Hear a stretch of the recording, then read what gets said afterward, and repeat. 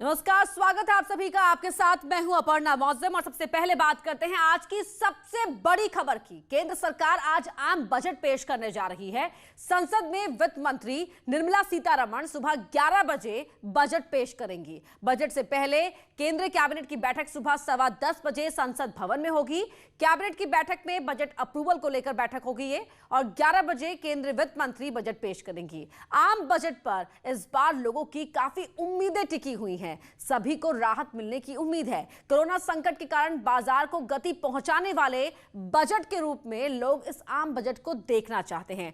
Middle class families की बात करें तो मिडिल क्लास फैमिलीज के लोगों की सबसे अधिक निगाहें हैं इनकम टैक्स के छूट के दायरे पर। वहीं व्यापारियों को जीएसटी कम होने और गृहिणियों को महंगाई से राहत की उम्मीद है। तो अब सबकी नजर बजट पर है। आखिर बजट की पोटली से किसके लिए क्या निकलेगा, जानते हैं।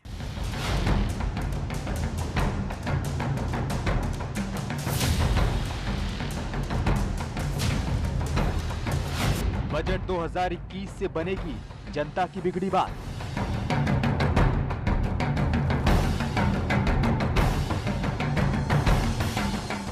कोरोना काल में क्या होगी अर्थ की व्यवस्था।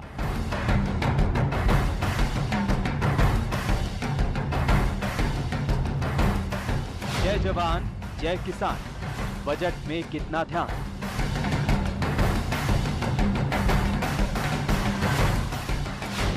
महंगाई से मिलेगी राहत या नए टैक्स की आफत।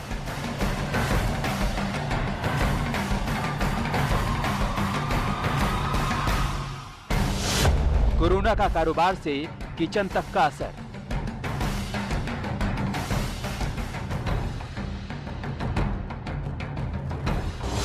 बजट से अर्थव्यवस्था को मिलेगी कितनी रफ्तार।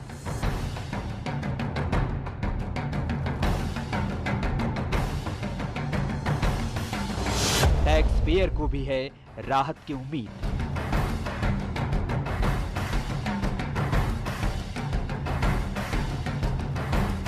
Service sector, health care, defence पर सरकार का फोकस।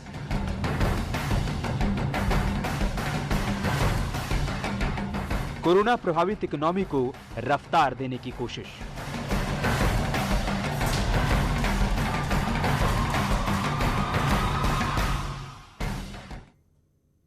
वित्तीय वर्ष 2021-22 का बजट आज पेश हो रहा है। इस बजट से लोगों को बहुत उम्मीदें हैं। आपको 5 तस्वीरों के जरिए दिखा रहे हैं बजट से किसकी क्या उम्मीद है। इसमें किसानों की नजर सबसे ज्यादा है क्योंकि इस समय किसान आंदोलन भी चल रहा है और सबकी नजर उन पर लगी है। हेल्थ सेक्टर के साथ ही लोगों को पेट्रोल डीजल के बढ़ते दामों को लेकर भी उम्मीद है कि महंगाई से राहत मिले। तो वहीं आम आदमी टैक्स में छूट को लेकर उम्मीद लगा रहा है। तो ये 5 तस्वीरें किसकी क्या उम्मीदें हैं। हर सेक्टर अपने लिए कुछ ना कुछ उम्मीद कर रहा है। मिडिल क्लास फैमिली को टैक्स में छूट का दायरा बढ़ाए जाने की उम्मीद है। किसानों पर भी फोकस है कि किसानों के लिए सरकार क्या कुछ ऐलान इस बजट में करती है। तो हेल्थ सेक्टर को भी उम्मीद है कि कोरोना काल ने हमें सिखाया है कि हमें अपने हेल्थ को प्राथमिकता में रखने की जरूरत है। और पेट्रोल डीजल के बढ़ते दामों के मद्देनजर भी राहत की उम्मीद की जा रही है। बजट को लेकर व्यापारी जगत के लोगों को बहुत उम्मीद है। मुरादाबाद के पीतल उद्योग से जुड़े लोग जीएसटी कम करने को लेकर उम्मीद लगाए हुए हैं। देखिए, उम्मीद की बात तो यह है, इस टाइम रॉ मटेरियल बहुत तेज है, तो हम चाहेंगे कॉपर से ड्यूटी हटे तो रॉ मटेरियल कम हो जाए। और हमारा जीएसटी बहुत ज़्यादा है, 12% जीएसटी है हमारे माल पे, 5% से ज़्यादा नहीं होना चाहिए। तो उम्मीद करते हैं सरकार कुछ करेगी। जो बजट आ रहा है इस सब को लेके हम सब की यही उम्मीद है कि ये हम सब के लिए बेहतर आए और अच्छा बजट आए, क्योंकि लॉकडाउन की जो स्थिति गुजरी है उससे सभी लोग वाकिफ़ हैं और सभी लोग इसमें ज़्यादातर लॉस में हैं।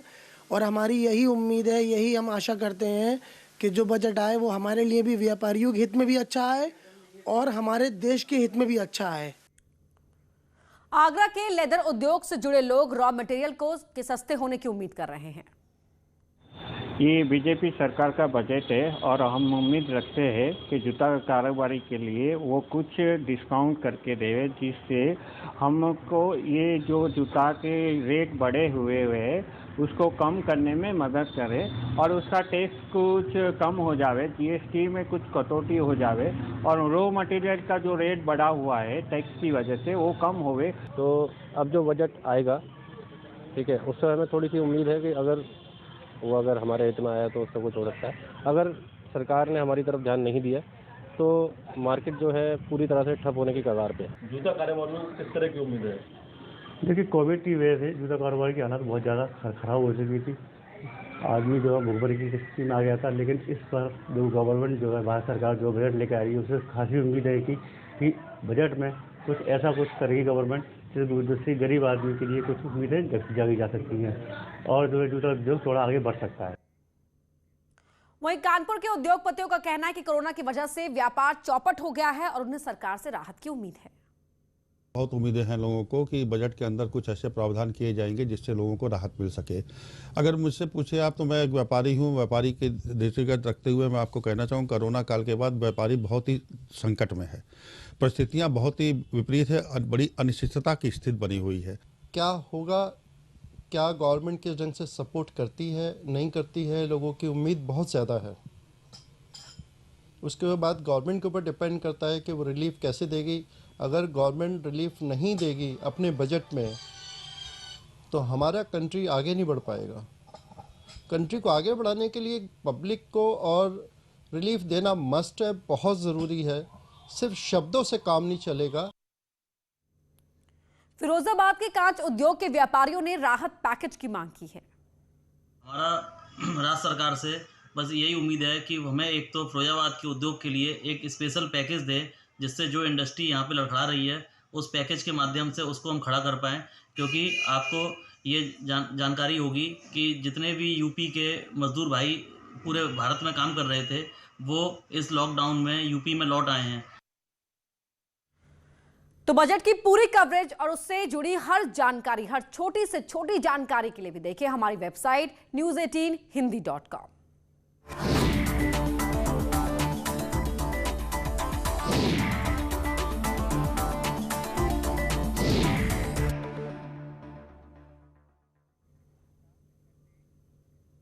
और अब बात करते हैं योगी सरकार की। भ्रष्टाचार पर योगी आदित्यनाथ ने करारा प्रहार किया है। उन्होंने चेतावनी देते हुए कहा कि राशन वितरण प्रणाली में हो रहे घोटालों को रोकने की कोशिश शुरू हो चुकी है। अब राशन वितरण में भी डिजिटल करना होगा। इससे राशन वितरण में होने वाले घोटालों को रोकने का काम किया जाएगा और उनको पकड़ने में भी मदद मिलेगी। जो लोग दूसरों का राशन खाने का काम करते थे, इसीलिए सरकार सभी 40 लाख से ज्यादा राशन कार्ड धारकों का डेटा डिजिटल कर रही है। फिलहाल सरकार 8,577 लोगों को घर तक राशन पहुंचाने का काम कर रही है।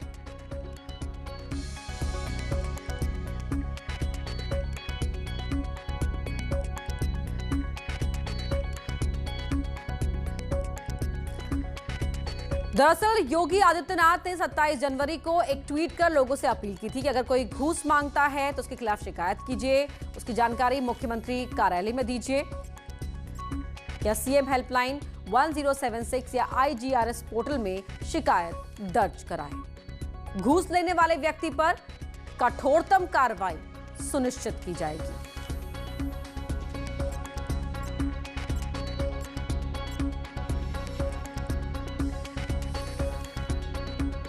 अयोध्या में राम मंदिर निर्माण के लिए समर्पण निधि अभियान का दूसरा चरण आज से शुरू हो रहा है। इसके तहत विश्व हिंदू परिषद के कार्यकर्ता घर घर जाकर चंदा जमा करेंगे।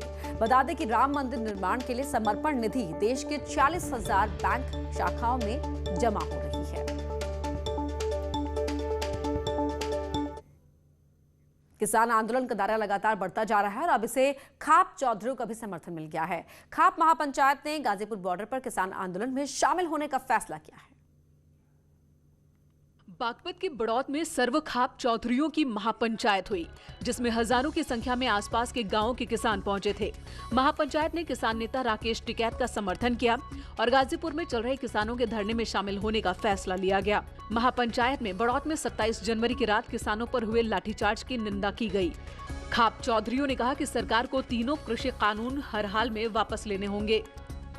पंचायत का यह निर्णय निकला, गाजीपुर बॉर्डर जाएंगे और जो प्रधानमंत्री जी कह रहा है कॉल पर बात करेंगे। और प्रधानमंत्री जी को इतनी हमदर्दी भारत के किसानों की होती तो ये 3 महीने व्यस्त ना जाते हैं किसानों के। उधर शामली में 5 फरवरी को समाजवादी पार्टी और राष्ट्रीय लोकदल ने एक महापंचायत बुलाई है। आदर्श मंडी के भैंसवाल गांव में होने वाली महापंचायत में कई पार्टियों के नेता, खाप चौधरी और किसान मौजूद रहेंगे। आज की जो मीटिंग है वो तो एक महापंचायत की मीटिंग है और उसमें किसान के मुद्दों पर चर्चा है, पंचायत होगी। कांग्रेस के प्रदेश अध्यक्ष अजय कुमार लल्लू ने सहारनपुर के गंगोह में बैठक की और न्याय पंचायत और ग्राम सभा इकाइयों का गठन किया। इस दौरान उन्होंने बीजेपी सरकार पर हमला बोला और कृषि कानूनों को वापस लेने की मांग की। साथ ही पत्रकारों पर सरकार की कार्रवाई का भी विरोध किया। उन्होंने 26 जनवरी की हिंसा में शामिल लोगों पर भी कार्रवाई की मांग की। अजय कुमार लल्लू ने सहारनपुर के सैनिक निशांत शर्मा के परिजनों से भी मुलाकात की और शहीद जवान को श्रद्धांजलि दी। सरकार अपने तमाम हथकंडों से उस आंदोलन को तितर बितर करना चाहती है, देश को गुमराह कर रही है। किसानों पर तो मुकदमा लिख ही रही है। जो पत्रकार किसानों के साथ खड़ा है, देश के साथ खड़ा है, अन्नदाता के साथ खड़ा है, भगवान के साथ खड़ा है, उसके खिलाफ भी कुचक्र रखते हुए मुकदमा लिखकर उन्हें भी जेल भेजने का काम कर रही है। पिछले दिनों जिसने 26 जनवरी के दिन लाल किले का अपमान किया, उसका वीडियो वायरल हुआ, फोटो वायरल हुआ, किन किन लोगों के साथ था पूरे देश ने देखा। उनके खिलाफ कोई कार्रवाई नहीं। आपको याद होगा कि सरकार ने लॉकडाउन के दौरान पूरे देश में चलने वाली सुख सुविधाओं को रोक दिया था। उनमें सिनेमा हॉल भी शामिल थे। अब जाकर लगभग 1 साल पूरा होने को है, तब सरकार सिनेमा हॉल पूरी क्षमता के साथ खोलने की छूट दे चुकी है। कोरोना संक्रमण ने फिल्मी दुनिया की तस्वीर बदल कर रख दी। जो लोग शनिवार और रविवार का इंतजार करते थे, अब वो नहीं करना पड़ता, क्योंकि OTT प्लेटफॉर्म पर अब लोगों को सिल्वर स्क्रीन की चमक देखने को मिल जाती है। लेकिन इस बीच कुछ ऐसे कार्यक्रमों को दिखाया गया जिस पर लोगों ने ऐतराज किया, जैसे तांडव को लेकर विवाद हुआ और देश भर में लोगों का आक्रोश देखने को मिला। इस पर केंद्रीय मंत्री प्रकाश जावड़ेकर ने संज्ञान लिया है। OTT पर चलने वाले कुछ सीरियल्स के बारे में बहुत सारी शिकायतें सभी वर्गों से आई है, उसका संज्ञान लिया है। और जैसे आपको मालूम है, अभी तक ये IT कानून के दायरे में था और है। आगे क्या होगा और सरकार क्या फैसला लेगी, ये समय के साथ साफ हो जाएगा। लेकिन 1 फरवरी से सिनेमा हॉल पूरी क्षमता के साथ खोलने की तैयारी की जा रही है। यहां रुक रहे एक छोटे से ब्रेक के लिए।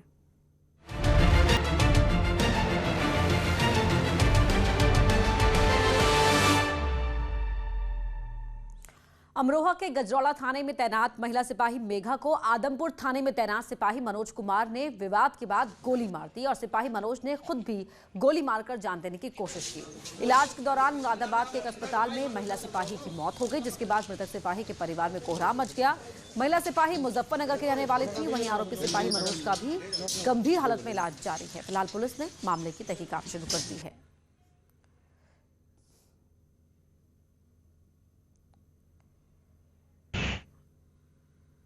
इसमें एक महिला आरक्षी यहाँ हमारे यहाँ तैनात थी गजरौला थाने में।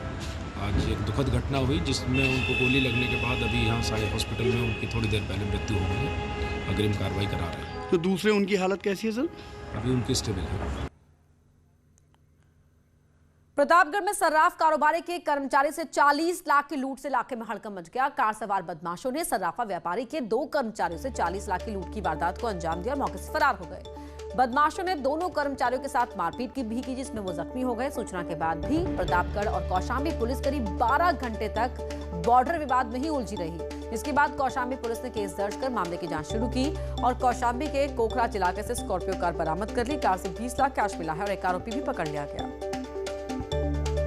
प्रतापगढ़ में बनारस से जेपी जो हमारी फर्म है और इनको सेट में हूँ, वो मेरे ड्राइवर जो है पैसा लेके जो है मेरा पेमेंट दिल्ली जा रहा था, उसको रास्ते में सबने लूट लिया। कितने बदमाश आए थे, क्या बताया आपसे आपके कर्मचारी? 4-5 बदमाश थे जो ड्राइवर मेरा बता रहा है, जैसा कि और उसको लोग मारे भी जख्मी भी कर दिए। पैसा भी मेरा लूट लिया। कितना पैसा लूटा गया आपका? 40 लाख रुपये मेरा वहाँ। ये व्यवसायी नहीं लौट रहे थे, उनके 2 नौकर थे जो अभी तक हमारे पास प्रथम दृष्टा पता लगा है, वो वाराणसी से कानपुर किसी को लेने जा रहे थे। तो अभी बाकी जो चीज़ें हैं उनको हम वेरीफाई कर रहे हैं, लेकिन आपको पुनः बता दे रहा हूँ, गाड़ी छिनतई घटना कारित होने की सूचना वादी ने नहीं दी बल्कि ढाबा मालिक के द्वारा दी गई थी और वो गाड़ी बरामद हो चुकी है। शेष जो जाँच है अभी जारी है।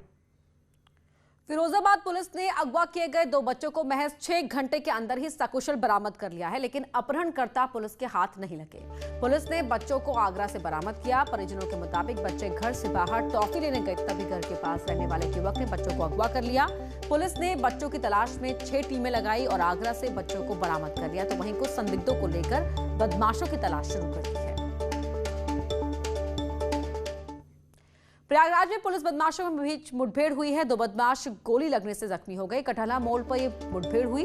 बंद मकान में चोरी कर रहे थे बदमाश। पुलिस ने घेराबंदी कर बदमाशों को दबोच लिया। ये बदमाश भी प्रतापगढ़ के ही रहने वाले हैं। निरीक्षक धूमनगंज और सिटी सर्विलांस की टीम आज कटौला मोड़ पे रात को चेकिंग कर रही थी। उसी दौरान मालूम चला कि ऑटो रिक्शा से कुछ लोग जा करके एक बंदशुदा मकान में, जिसका मकान मालिक रहता नहीं है वहाँ पे, उस पर चोरी कर रहे हैं। इस सूचना पर पुलिस टीम ने तत्काल कवर किया।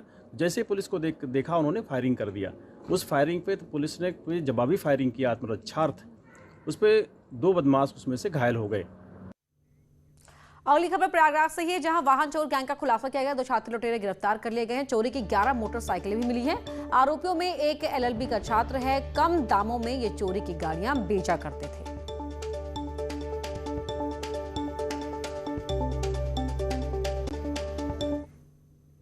इस बुलेटिन में इतना ही। खबरें जारी हैं।